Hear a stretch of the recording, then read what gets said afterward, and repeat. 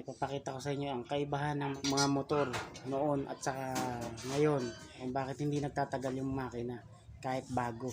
Kung gusto ninyong malaman kung paano at kung bakit, panoorin niyo po ang aking video para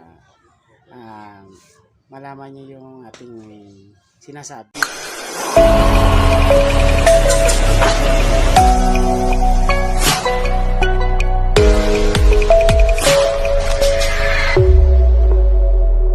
Audio Jungle.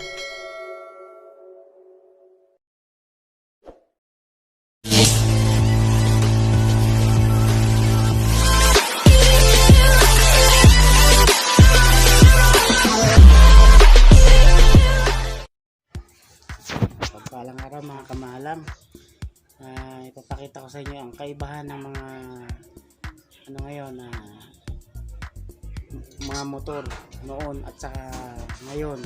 Yung mga motor ngayon, yung mga bago, makikita ninyo ang diferensya ng kanilang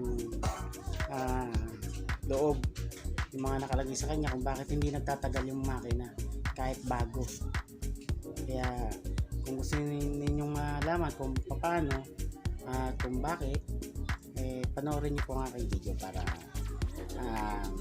malaman niyo yung ating sinasabi. At bago tayo magpatuloy, paki-like at subscribe ang aking YouTube channel at paki-click ang notification bell. Ayun, nabulol na naman. Ay notification bell ng bulol. Para lagi kayong updated sa aking video. Yan mga kamahalam, ang koton ng mga bagong labas ng motor ngayon. Yan, ang koton nila ay durog-durog, hindi katulad nung dating nakalagay sa kanya buo.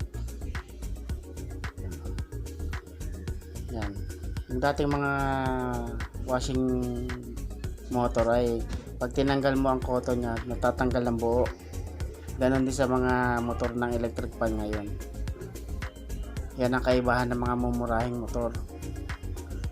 Yan o, durog. Sa electric pa naman, meron ngang merong cotton pero kaunti lang, hindi puno. Ito puno. Kaya nga lang hindi na katulad nung dati na solid. At ang kanyang langis kaunti lang din, kaya madaling matuyo. So mga kamahalam, sana naibigyan nyo ang aking video. Please like and subscribe sa aking YouTube channel at paki-click ang notification bell para lagi kayong updated sa aking mga video. Makikita nyo po ang kaibahan ng original doon sa mga original na dating labas kumpara sa mga bagong labas ngayon. Mapapansin nyo sa kanila sa loob niya, kaya madaling masira dahil ang kanilang nilalagay na cotton ay yung nadudurog, tapos manipis pa, kung hindi manipis kaunti. So, tanggalin natin yung ayan o mga kamahalam. Ito hindi na dudurog. Ayan. Matagal na po yan pero hindi po siya nadudurog. Yan po yung kung tawagin ay cotton oil, kasi dyan po nilalagay yung oil. Na-absorb niya para hindi kagad matuyuan ng langis.